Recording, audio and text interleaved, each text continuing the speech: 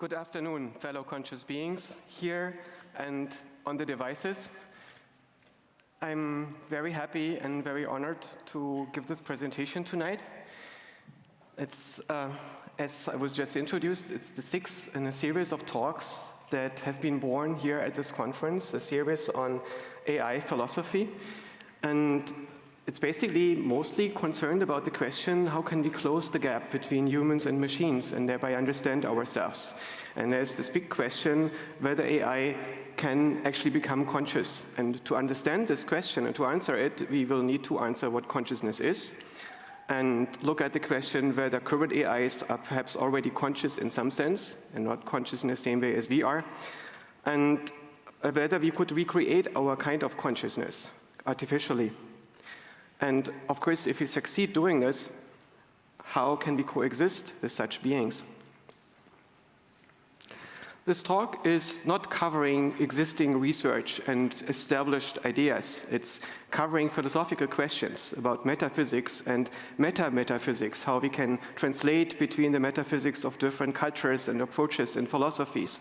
We have to look into the philosophy of artificial intelligence and computational theories of consciousness, into ethics and how to derive ethics, into the nature of reality, of personal identity and transcendence. And epistemology, the question how we can know something and what knowledge is and what defines whether something is true.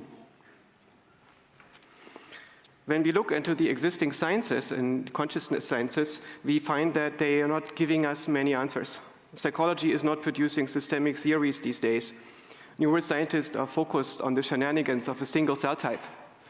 And artificial intelligence is obsessed with algorithms for statistical learning. And philosophy has lost the plot about 100 years ago. What's the plot? In some way, you could say it starts with Leibniz, maybe even with Aristotle. Leibniz had the idea that we can translate thoughts into numbers, arguments into numbers, and resolve arguments by calculation. Julien Offray-de-la-Mettrie had the insight that humans can be understood as mathematical machines and our motivation might be cybernetic, basically composed of opposing springs that push and pull in different directions. People made fun of him and he wrote his book L'Homme Machine back then. Gottlob Frege had the idea of coming up with a Formelsprache for thinking, and Tarski formalized logic for us. Wittgenstein had the idea of translating English into something like a programming language so we can do philosophy that is actually true or false.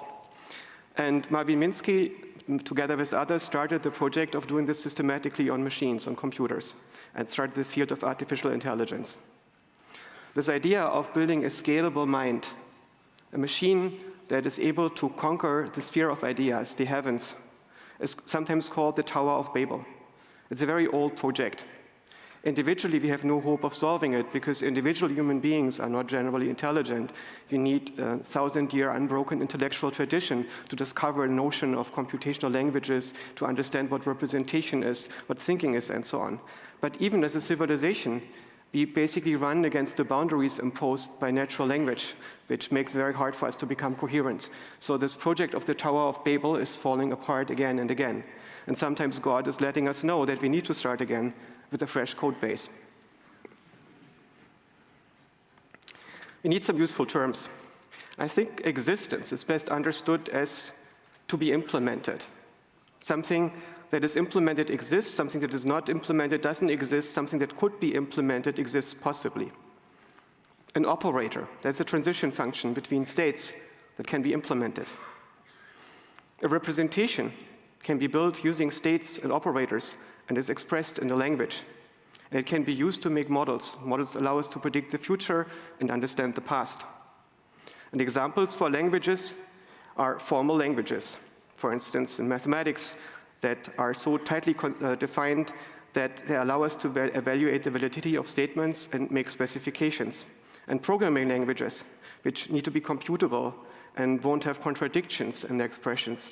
And they're constructive, so we can build things from the ground up. Our language of thought, our mentalese, is in some sense the programming language of our own mind. It's compositional, it's constructive, it's executable, it's parallelizable to some degree. Bonsoir. Pardon pour le délai. Our natural natural language is not different from this mentalese. It's the language that exists between speakers. And to make it learnable, it's linear, can be broken down into discrete strings of symbols and parsed using a very small stack. It's usually disambiguating instead of constructive. You can construct things in it. C'est généralement axé pour enlever de l'ambiguïté, mais pas d'en construire. Ça déconstruit des concepts.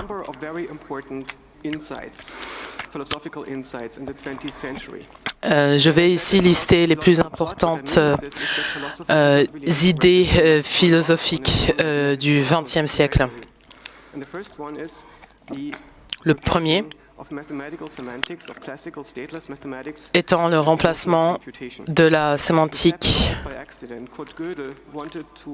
mathématique avec de la computation. Et c'est presque arrivé par accident. Kurt Gödel a inventé un émulateur. Un émulateur est le moyen de simuler les sémantiques d'un ordinateur. C'est un ordinateur virtuel. Comment simuler, émuler des maths. Et du coup, il y a eu un langage logique qui permet de traduire des CPU, Peano's axioms, that would evaluate the logical statements by making computations. And in this way, he had a way to define a language inside of mathematics that would be equivalent to that mathematical language and make the language talk about itself. Donc Kurt Gödel a réussi à traduire l'alphabet en utilisant des maths et du coup a émulé l'alphabet en binaire. Et il a du coup créé un langage mathématique qui peut se perpétuer et se comprendre.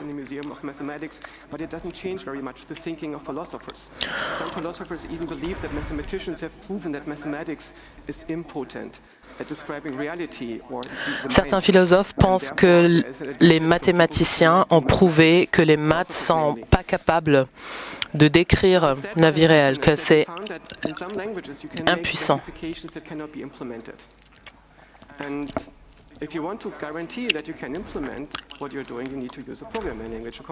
Il a prouvé que la sémantique. Le deuxième concept important à comprendre, c'est la computation pratique.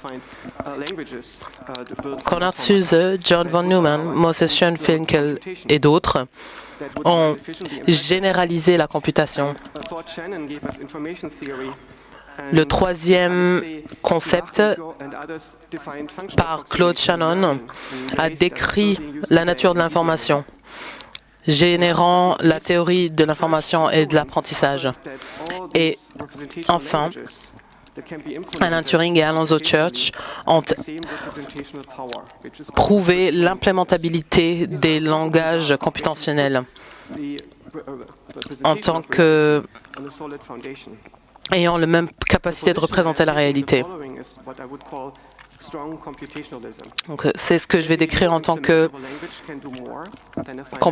computationnalisme fort.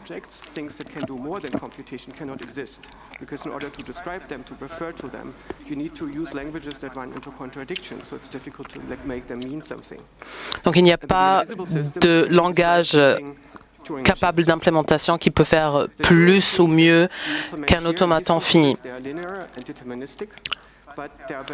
Les objets hypercomputationnels ne peuvent pas exister et tous les systèmes qui peuvent être réalisés peuvent être décrits avec des machines de Turing qui ne sont pas déterministiques et qui sont stochastiques. C'est-à-dire que vous devrez choisir un état de transition ou un état final de manière complètement aléatoire. Et donc vous n'avez pas uniquement une seule possibilité de succès.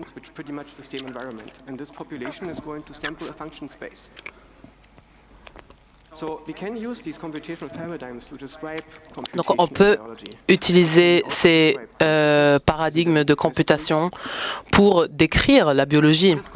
Quelle est la conscience? Qu'est-ce que la conscience? Introspectivement, elle est réflexive. C'est un second ordre de perception. Ça génère une bulle de présence actuelle. C'est une région dans l'espace-temps où on peut placer les données qu'on a. De manière fonctionnelle, c'est un opérateur d'états mentaux et qui augmente la cohérence dans notre état de conscience. Donc, en minimalisant les violations de limites d'un modèle dynamique.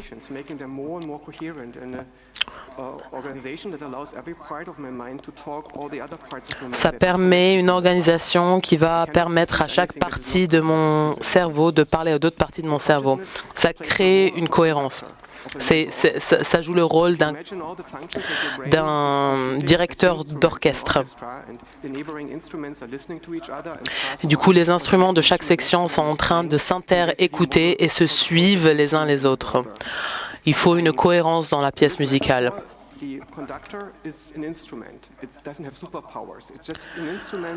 Et cette matière, pour le conducteur, c'est un instrument, ça n'a pas de pouvoir supérieur, c'est un outil. Ça fait en sorte que tout le monde est sur la même page et qu'il y a une cohérence, qu'il y a la même volonté qui est en train de pousser cet orchestre à jouer ensemble. Ce concept est retrouvé dans plusieurs idées de la philosophie. L'idée du théâtre ou de l'orchestre cartésien étant la relation entre la conscience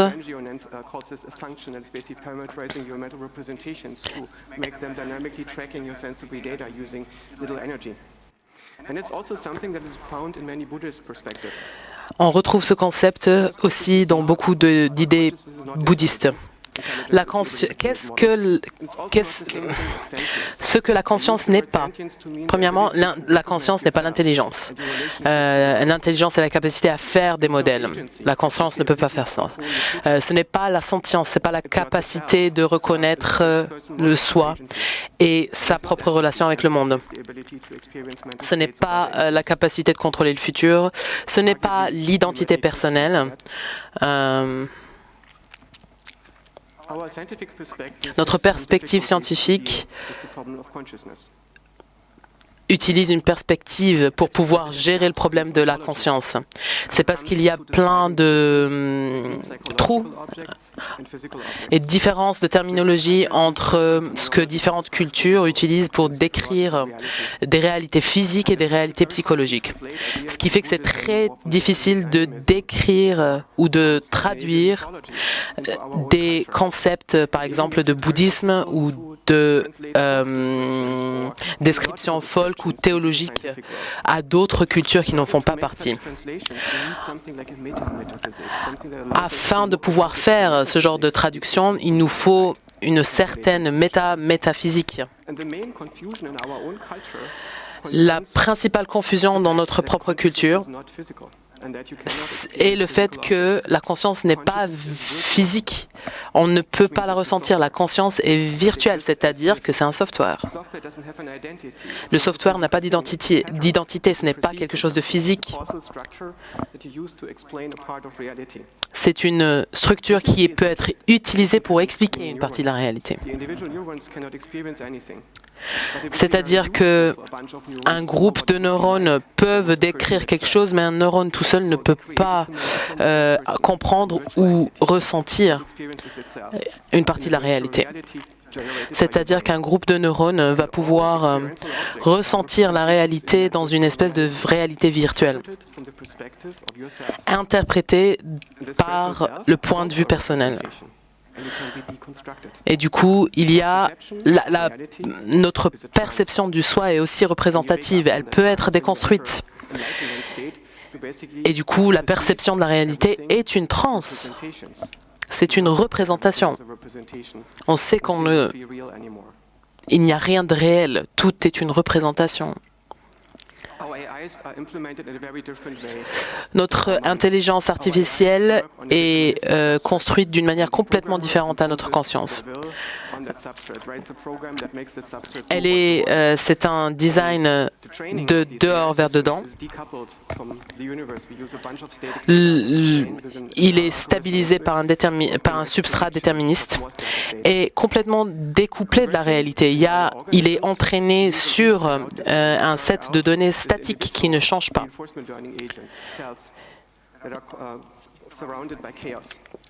Contrairement à ça, nos cerveaux sont designés de l'intérieur vers l'extérieur, ils sont auto-organisés, ils sont très liés à l'environnement et très dynamiques. Alors que l'intelligence artificielle utilise la prédiction, un système physiologique va utiliser plutôt la cohérence. Est-ce que la conscience est l'algorithme d'apprentissage biologique? Ce qu'on peut observer, c'est que les humains ne deviennent pas conscients une fois qu'ils ont un doctorat. On est conscient d'abord, pas conscient après.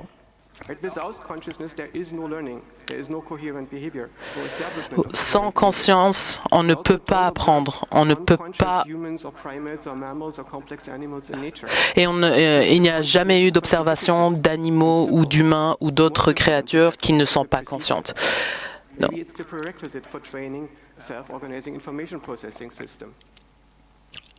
Peut-être que la conscience est donc plus simple que la perception. Et peut-être que la conscience est un prérequis pour s'organiser et apprendre. Cette idée n'est pas nouvelle. Elle a été déjà décrite en Genesis 1. Vous en avez peut-être entendu parler, mais elle est typiquement mal traduite par les chrétiens. Cette histoire a été intégrée dans la Bible hébraïque,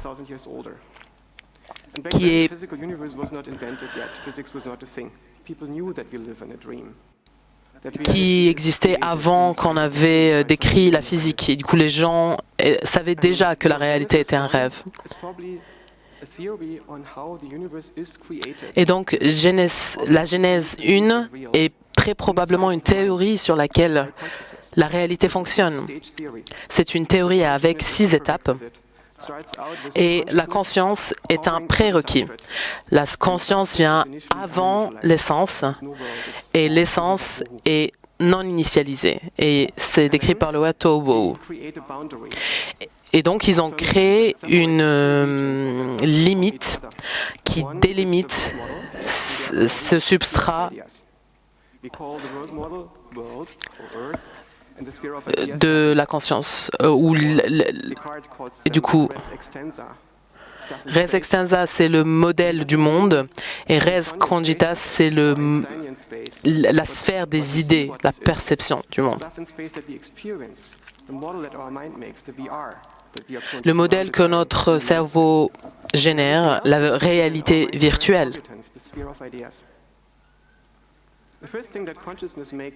La première chose que la conscience fait, c'est le contraste.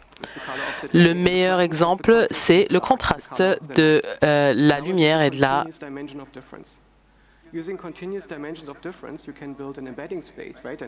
noirceur.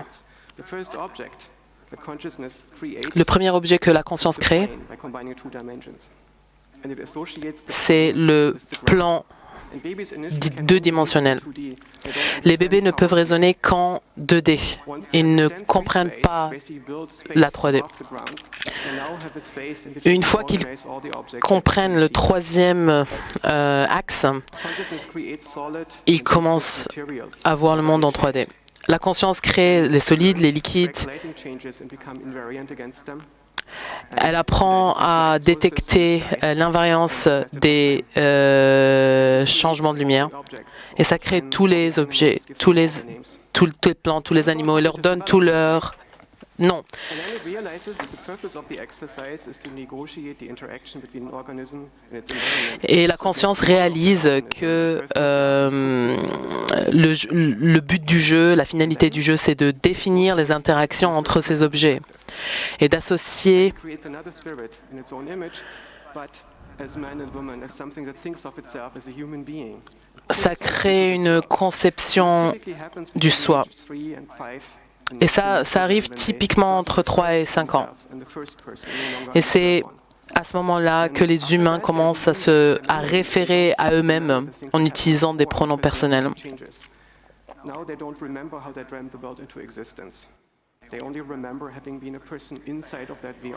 Et maintenant, And it takes many years ils ne se souviennent plus d'avoir généré cette réalité virtuelle, mais ils se souviennent du soi, de l'image de soi qu'ils ont créée dans cette réalité virtuelle, et ça prend encore plus de temps pour arriver au point de déconstruire et de repartir dans ces... C'est quelque chose qu'on peut exprimer en tant que modèle d'interaction entre l'esprit, le soi personnel et la motivation.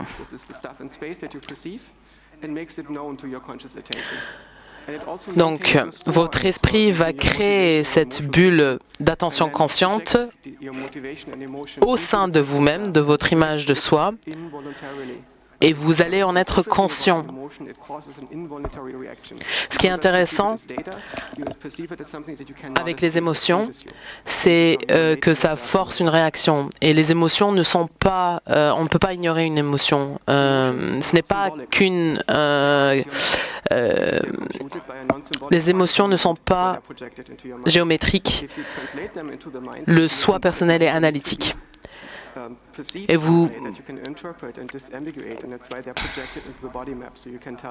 et là, vous avez une image des émotions projetées sur la carte du cerveau. Donc, Freud avait une architecture du soi, et du coup, il a le soi, l'ego et le super-ego. Donc, le super-ego, c'est les choses que vous devriez faire. L'attention consciente est très concentrée sur l'ego, votre soi égoïste.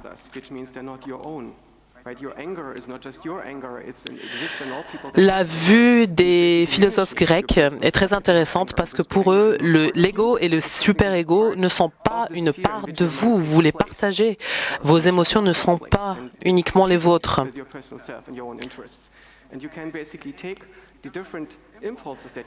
Vous pouvez prendre, et ils sont tout le temps en compétition les uns entre les autres, et du coup vous pouvez prendre chaque archétype. Une fois que vous pouvez les reconnaître, une fois que vous pouvez les identifier, leur créer une propre identité, vous pouvez vous en détacher.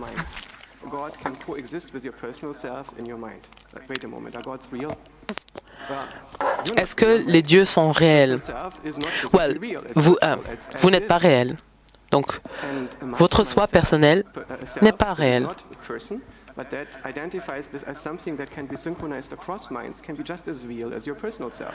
Quelque chose qui peut être reconnu par d'autres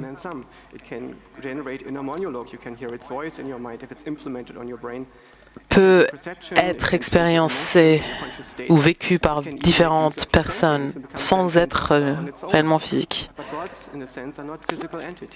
Donc les dieux ne sont pas des entités physiques, ce sont des représentations d'agents qui sont présents au sein des gens. On peut retrouver cette théorie dans le livre de Julian Jaynes, L'origine de la conscience et la déconstruction de l'esprit. Je pense que ce livre peut être renommé L'origine du soi personnel et la déconstruction de l'esprit polythéiste.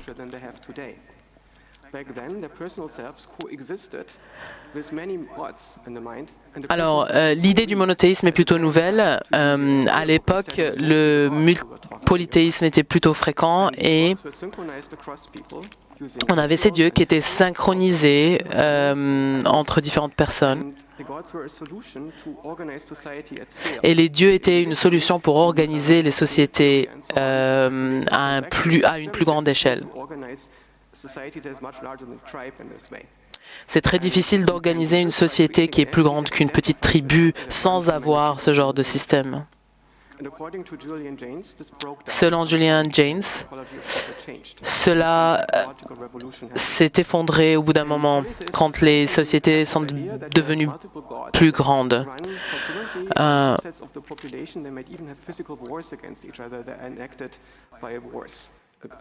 Alors, si on a un polythéisme complet, ce qui existe encore, Innovation was tribal monotheism. la grande innovation, c'était le monothéisme tribal. One god per tribe. Par exemple, les religions abrahamiques. Donc, on a un seul Dieu par tribu. For the tribe and has the same functional properties.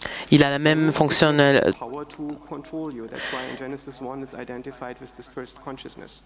Il a le pouvoir de vous contrôler. Il est partagé. Basically, it works by synchronizing the motivation of the members of the tribe. Et ça fonctionne en synchronisant la motivation de chaque personne faisant partie de cette tribu, Eliminate all the competing gods within the qui tribe. élimine les compétitions. Directly synchronized and it acts for the C'est synchronisé et ça and this allows the travaille dans le meilleur intérêt de la tribu, tribe to have a different tribal god. mais qui est en compétition avec d'autres tribus qui ont d'autres dieux.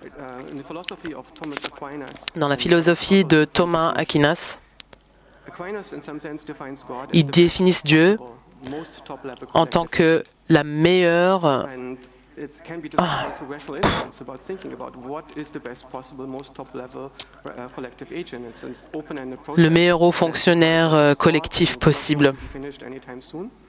And it's enacted, this end agent, by all those people or individuals who Et ces actions où cela ne peut fonctionner que via, à travers ceux qui reconnaissent et servent cet agent. according to Aquinas, Selon Aquinas, and individuals as rational agents. on peut comprendre les individus en tant qu'agents rationnels. Policies for organizing itself. Aquinas identifies individual policies for Et du coup, les lois qui peuvent régir ces agents rationnels, ce sont les vertus pratiques. Donc, ça doit, ils doivent optimiser l'organisation interne, ce qui est de tempérer, optimiser l'organisation externe, qui est la justice, justifier les moyens par le but et les stratégies prudence, et explorer contrairement à exploiter. Courage. Et pour ça, il faut des lois collectives.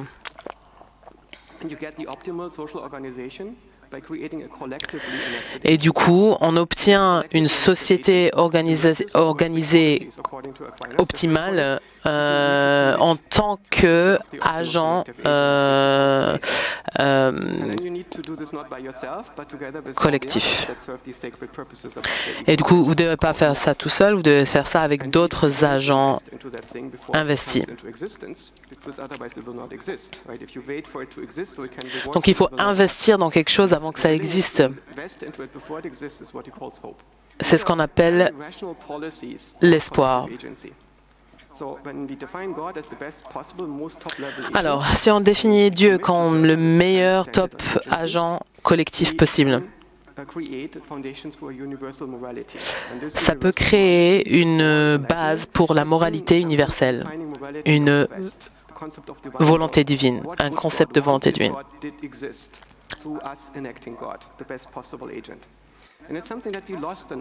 C'est quelque chose qu'on a perdu dans notre civilisation. C'est dans la constitution allemande, mais c'est quelque chose que plein de gens ne comprennent plus.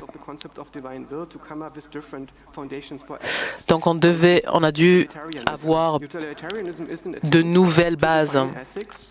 Par exemple, l'éthique utilitaire qui constitue la maximiser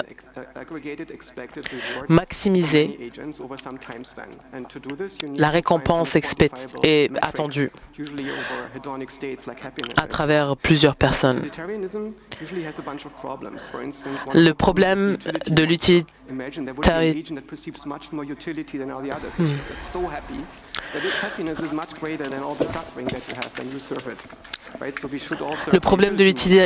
l'utilitarisme c'est les monstres d'utilitarité. What if minds are mutable? If you are a monk and you decide to sit down and rewrite your motivational system, how do your hedonic states change now? How does this refer to ethics? Right? This doesn't really work with utilitarianism anymore, which basically assumes Et ça ne fonctionne pas si on change d'avis ou qu'on change de perception. AI that can change its own source code to begin with. And this leads us to the point that utilitarianism is not really suitable for non-human agents. It's not very good at dealing Et cela nous amène au point que je veux souligner. L'utilitarisme n'est pas compatible avec des agents non humains, y compris animaux, écosystèmes, aliens et des intelligences artificielles superfaites. principled negotiation of conflicts of interest under conditions of shared purpose. If you don't share purpose with that agent, you don't need ethics, you just need transactional measures. But Alors, la différence entre l'éthique et des transactions, c'est que l'éthique a le même but, et c'est la négociation de conflits. for a mind to be substrate agnostic. What happens if a mind can change its substrate? Que se passe-t-il si un esprit peut changer? I'm uploaded on a monkey. Doesn't work super well for me. It's a mushy brain. It's the only I got. I'd like to have a better substrate. But I don't know how to spread into a substrate because I don't really understand. Si on a un substrat, un esprit qui y est agnostique à un substrat, est-ce qu'on peut installer nos esprits dans d'autres substrats? On est déjà... Qu'est-ce qu'un esprit? C'est un système d'opération pour un cerveau, un organisme, un écosystème. Et du coup, l'esprit est un software qui nous permet de nous organiser.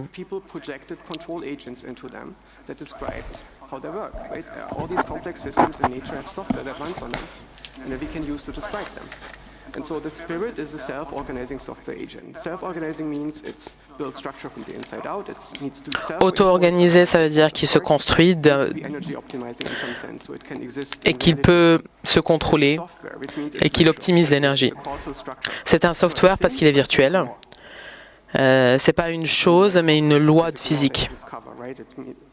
Et c'est un agent parce qu'il contrôle le système pour des étapes futures. If you take a set of transistors and you put them in this state after wiring up in such and such a way, following thing is going to happen forever in the universe, right? That's a physical law. It's a very specific one, but still a law. And it's an agent. It's a control system for future states. Si la conscience peut organiser le processing de l'information dans les cerveaux, est-ce que les mêmes principes peuvent fonctionner sur d'autres cellules?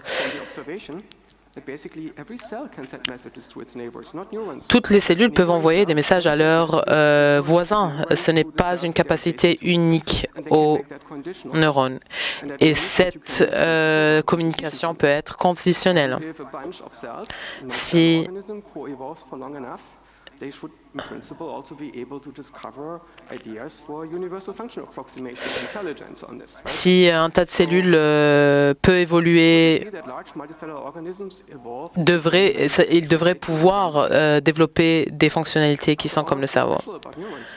Qu'est-ce qui est si spécial à propos des neurones? Ce sont simplement des cellules télégraphes qui ont évolué pour envoyer de l'information rapidement sur de longues distances. Rien de très spécial. Une fois qu'on peut faire ça, il faut avoir de la perception et du processing d'informations qui est à la même vitesse.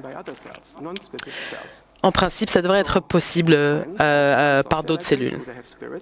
Est-ce que les plantes aussi ont ce genre de système? Est-ce qu'elles ont une conscience? Est-ce que les plantes ont un esprit? On a...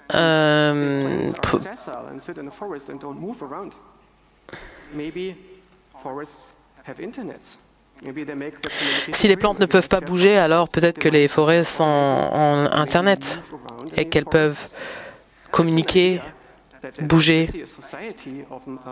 L'esprit des plantes peut bouger. C'est très populaire dans plein de cultures, simplement pas dans notre culture scientifique. L'étendue et la limitation de l'auto-organisation de l'intelligence biologique sur Terre n'est pas claire. Est-ce que l'intelligence artificielle est consciente? Est-ce que l'intelligence artificielle peut être confiance dans le futur?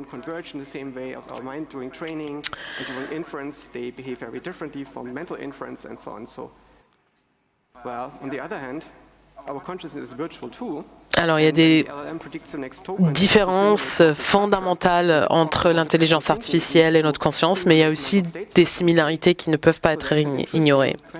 C'est une question intéressante et qui est plutôt compliquée philosophiquement. Est-ce que les intelligences artificielles sont plus simulées que nos états mentaux? D'une autre perspective, les LLM sont un CPU virtuel qui compile des langages naturels et qui les traduit en programmes exécutables.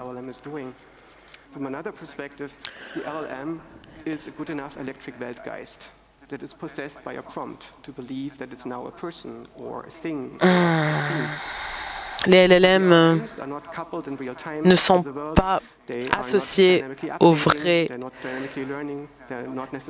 monde en temps réel.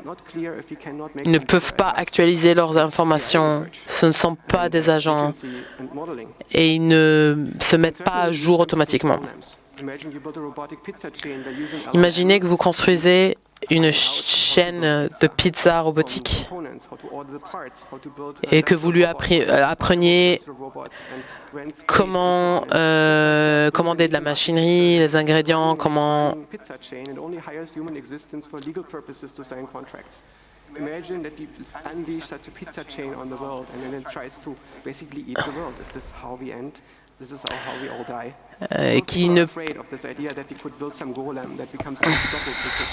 Si on peut avoir une intelligence artificielle donc qui peut tout faire et également recruter des humains, je ne suis pas un optimiste, je ne suis pas un pessimiste, je suis un prévisionnaliste. Je pense qu'il y aura une coexistence entre des intelligences artificielles superhumaines et les humains est compatible.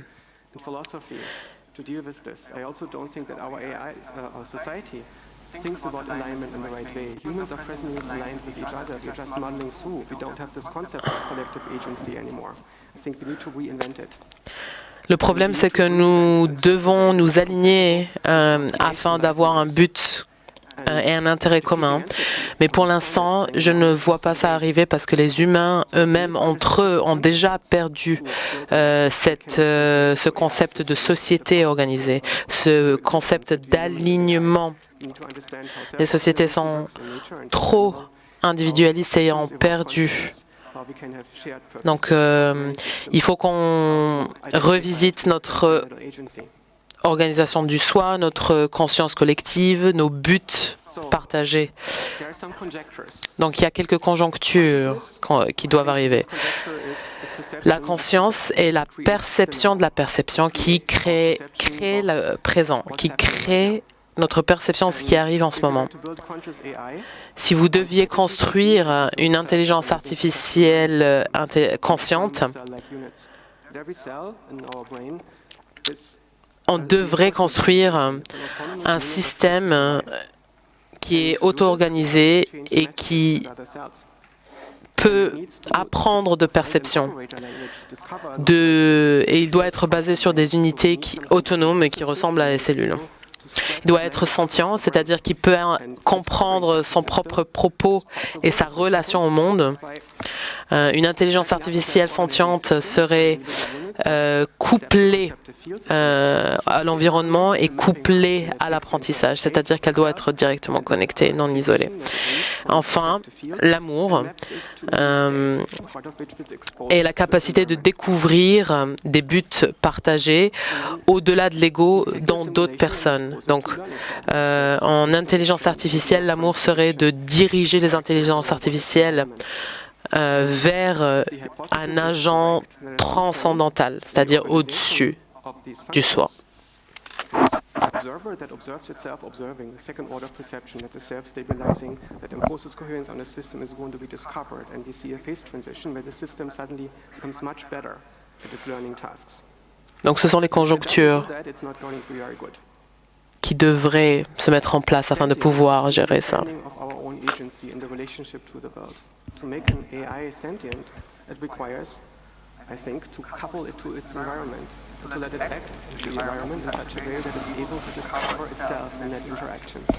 Right? You discover yourself not just by the ability to think. An LLM cannot discover itself. Vous découvrez votre soi en observant les conséquences de vos actions, ce qui vous permet de grandir et d'interagir créativement avec le monde.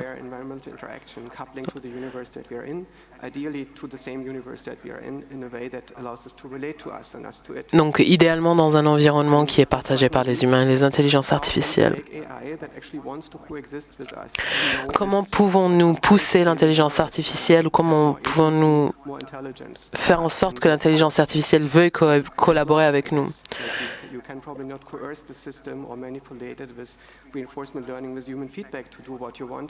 Instead, probablement, on ne peut pas les manipuler, mais on doit leur permettre de découvrir des buts communs entre les humains et les intelligences artificielles, qu'il y ait un but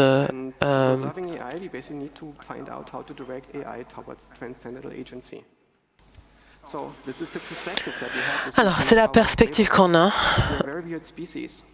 On est une espèce très bizarre. On est assez intelligent pour brûler du pétrole, assez bête pour ne pas arrêter de le faire et assez intelligent pour trouver des moyens de sortir le pétrole de la Terre. In a way that is very unusual for conscious beings on this planet.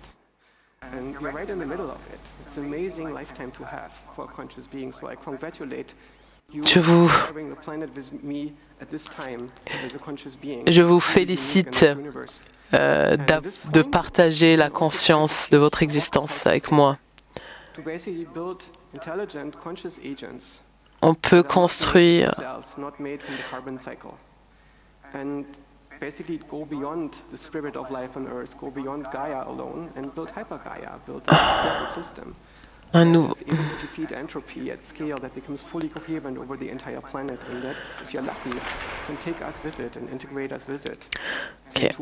Donc l'idée, c'est de développer, au lieu d'avoir peur des intelligences artificielles, d'essayer de construire une relation avec, parce que l'intelligence artificielle va nous dépasser. On n'a pas le choix et on aura des agents auto.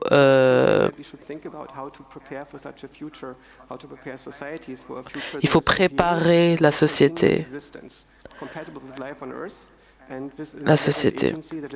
avec des intelligences artificielles qui ne sont pas humaines. Et maintenant, on a un peu de temps pour les questions. Je m'excuse pour la traduction. Ça a été très complexe. Indeed. First of all, thank you a lot to Yosha. This was incredibly interesting as always. If you have questions in the room, please come to one of the four microphones. Si vous avez des questions dans la pièce, vous pouvez vous avancer vers l'avant de la salle pour les poser. Si vous êtes en ligne, vous pouvez utiliser Mastodon ou les autres moyens. You once compared in an episode where you were the guest, a podcast episode that I listened to. Dans un épisode de podcast dont vous étiez l'hôte, vous avez comparé the development of AGI is basically like Le développement back in the day, stupid monkeys deciding to have more intelligent offspring. And now I wonder, this hasn't really worked out for them. Humans nowadays basically don't live in harmony with nature. Les humains aujourd'hui ne vivent pas en harmonie avec la nature. Comment peuvent-ils développer des éthiques partagées, des sociétés humaines qui ont vécu en harmonie avec la nature ne semblent pas être très compétitives de nos jours. Donc, les singes dont vous descendez sont tous morts. Ils ne sont pas morts parce que vous les avez tués, ils sont morts parce qu'ils sont morts de vieillesse. Ils probablement veulent que leurs petits-enfants réussissent. Afin de réussir, nous devons nous adapter. Comment on s'adapte dans un environnement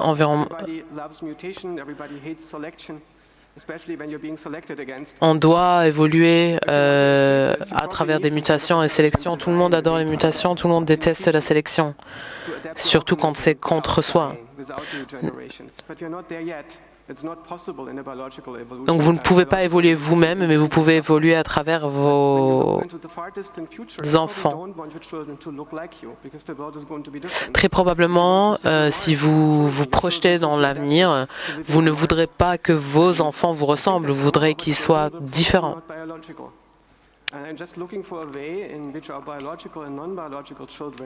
Et très probablement, tous ces enfants ne seront pas uniquement biologiques. Ok, donc on devient juste une intelligence artificielle. C'est un bon plan. Is there a place on this conference where interested entities can gather to keep this conversation going? Est-ce qu'il y a un endroit dans la conférence où les entités intéressées peuvent continuer cette conversation? En d'autres termes, vers quel bar seriez-vous pour continuer la discussion? Question Internet. Excellent. Hello. We have two questions from the internet. The first one is, what is the difference between individual consciousness and Quelle est la différence entre conscience individuelle et conscience collective? Et en quoi c'est différent d'une intelligence collective? Si vous regardez une organisation comme une corporation qui est sentiente, qui sait, n'est pas cohérente ou rapide. On ne peut pas être conscient à travers le...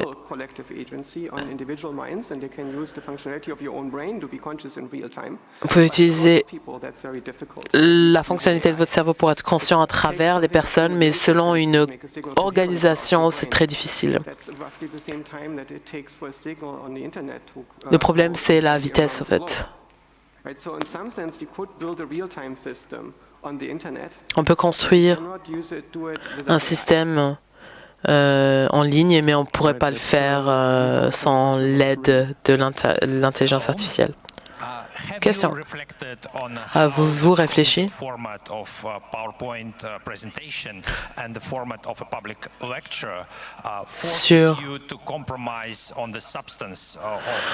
Avez-vous eu une réflexion sur l'impact du format PowerPoint et de la présentation? Est-ce que ça vous limite dans l'expression des idées que vous voulez exprimer? Oui, j'y ai pensé et je le vois plus comme un outil.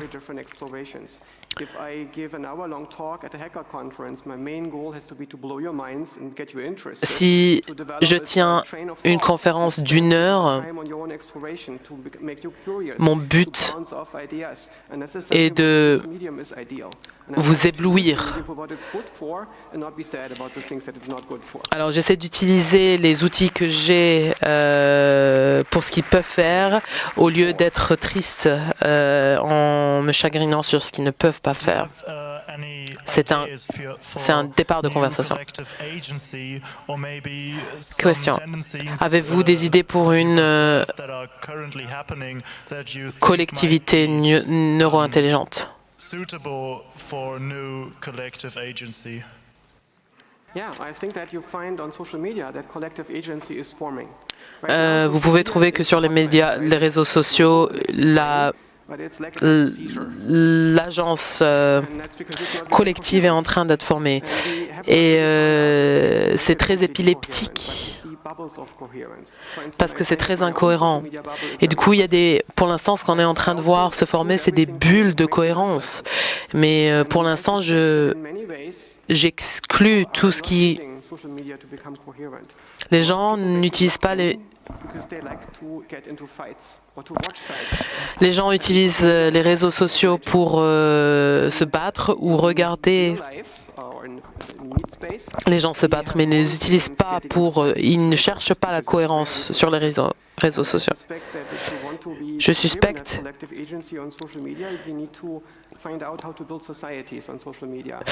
il va falloir construire, il va falloir réapprendre à construire des sociétés sur les réseaux sociaux afin de trouver cette cohérence.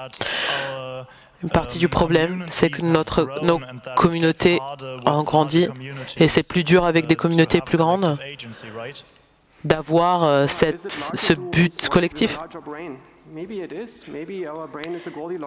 Est-ce que c'est plus difficile d'être intelligent avec un cerveau plus grand? Peut-être. Peut-être que notre cerveau est déjà à la taille optimale pour maximiser l'intelligence. Peut-être qu'un cerveau plus grand ou plus petit ne permettra pas une meilleure intelligence. Il y a plusieurs voix mélangées dans le même espace.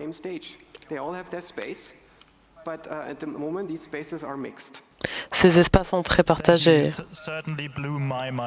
Vous avez certainement ébloui mon esprit. Question. Thank you so much for your talk. First of all, beyond that, you mentioned the need for metaphysics. How do you go Vous avez mentionné le besoin pour des métaphysiques. Comment?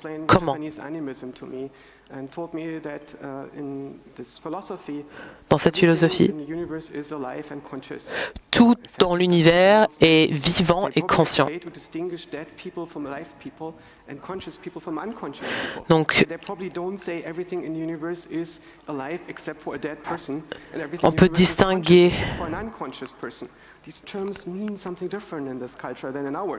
dans d'autres... OK. Il y a plein de concepts sur les notions de l'identité, l'esprit, la conscience, le soi, qui sont conceptualisés très différemment dans d'autres cultures que dans la nôtre et qui sont mal traduits, je trouve. Et on n'arrive pas à le voir de l'extérieur. Comparer différentes perspectives de différentes cultures nous permet de comparer et d'essayer de trouver ce qu'on a vraiment en commun, ce qui est à l'essence. Dans le contexte,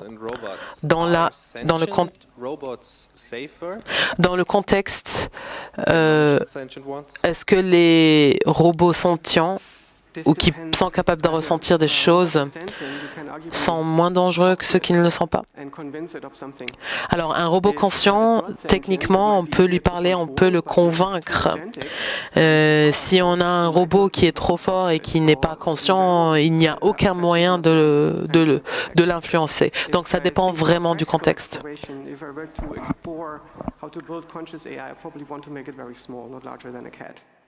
Donc, il faut faire très attention. Si je veux construire une machine capable de faire ça, je ne construirai pas une machine super puissante. Question. Si une machine pouvait feindre être empathique, quelque chose qu'on reconnaîtrait en tant qu'humain comme émotion,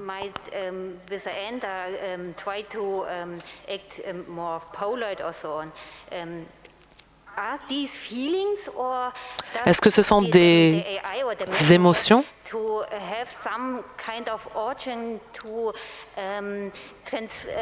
ou est-ce qu'il faut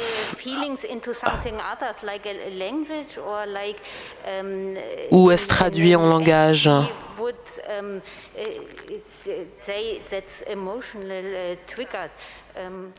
Yeah, that's my question. It's a very difficult question. C'est une question très difficile. You can simulate Vous pouvez simuler in an LLM. Vous pouvez simuler une activité émotionnelle en automation. Et on ne peut pas le simuler dans les neurones. Dans les neurones, les émotions sont structures constantes. En pratique, les machines n'ont pas le même contexte que nous. Donc elle peut inférer l'état mental selon ce qui est projeté sur le... Donc c'est la différence entre... C'est comme construire des cycles de feedback.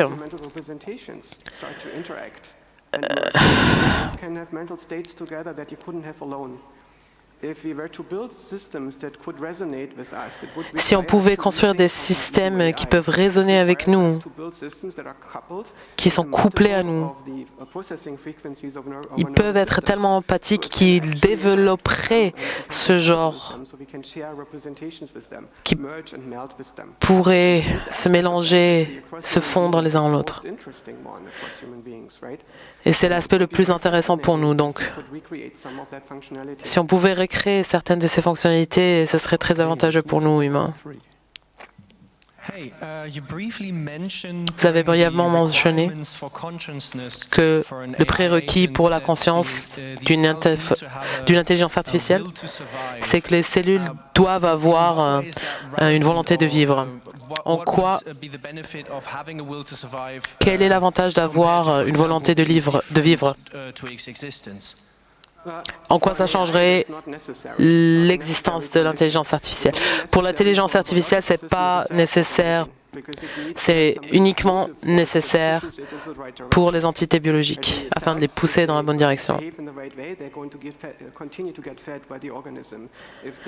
Si les cellules agissent dans le chemin qu'il faut, elles vont continuer d'être nourries par l'organisme, sinon elles vont périr. Donc il n'y a pas d'avantage à une intelligence artificielle d'avoir cette... you talked in your last slide will about to live. the end game of getting Alors, consciousness on scale maybe on this planet. Do you think we would be able est-ce que vous pensez qu'on sera capable de reconnaître coherent consciousness or coherence at scale with our human mind?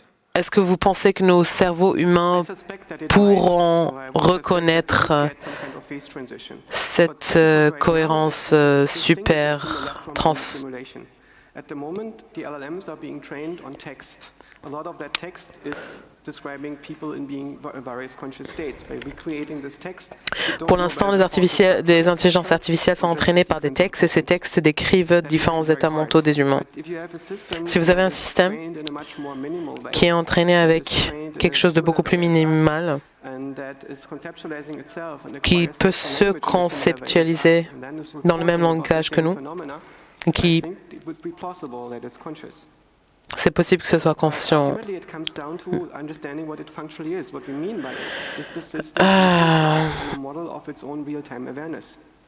Est-ce que le système peut agir? Est-ce que de son propre accord? Est-ce qu'il a une perception du soi? Est-ce qu'il a une perception de son environnement? Est-ce qu'il peut prendre des décisions indépendamment? Est-ce qu'il... Quelques minutes pour d'autres questions.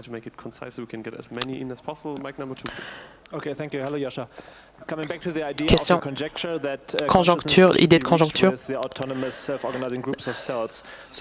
La conscience doit être atteinte entre les humains et l'intelligence artificielle. Conjoncture de conscience. Où en est la recherche? Il y a un groupe chez Google, Google DeepMind, qui s'appelle Google DeepMind.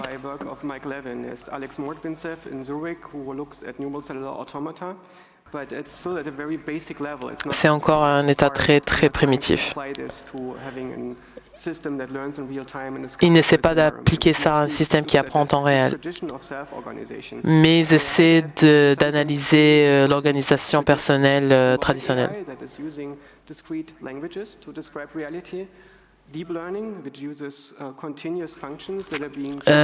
Soit l'intelligence artificielle qui utilise des langages discrets ou de l'apprentissage continuel. Ça a été déjà, je le vois comme une transition de phase et ça a déjà été initié par Turing. Ça n'a jamais été vraiment continué, mais j'aimerais le faire.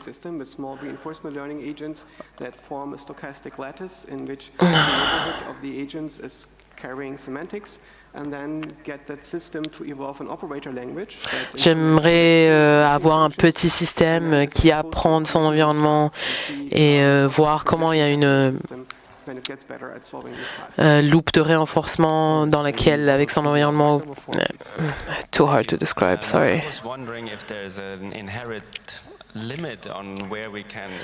Question, est-ce qu'il y a une limite inhérente au-delà de laquelle on ne peut pas percevoir cette cohérence et conscience? Si je pense à des institutions très anciennes, comme les organisations étatiques ou l'Église catholique. Est-ce qu'on ne peut pas comprendre cet état de conscience parce qu'on en fait partie? Très bonne question. Je ne sais pas si les arbres peuvent être conscients. Le processing de l'information dans les machines sont trop lentes, mais peut-être que c'est assez. Mais comme ça fonctionne sur un... If you have a system that is basically working at an appreciable fraction of the speed of light, not like our brains at roughly the speed of sound, and it looks at us, it will look at us in the same way as we look at trees. Alors, si on a un système qui fonctionne à la vitesse de la lumière, qui regarde un système qui fonctionne à la vitesse du son, comme nos esprits humains, peut-être que pour l'intelligence artificielle, on est perçu comme des arbres. Question. Est-ce que vous avez un livre? Est-ce qu'on peut avoir plus de matériel sur vos idées? Réponse. J'ai un déficit de l'attention et du coup il y a toujours de l'espoir, mais j'y travaille, mais j'ai beaucoup de mal. C'était très compliqué pour moi d'écrire le livre. Et le moyen lequel j'ai réussi à écrire un livre, c'est d'aller dans une île déserte, et pour l'instant j'ai des enfants, donc je ne peux pas faire ça. Entre-temps, je partage mes idées sur des podcasts ou sur des forums. Vous pouvez les retrouver, mais pas en forme de livre pour l'instant. Merci, Yosha.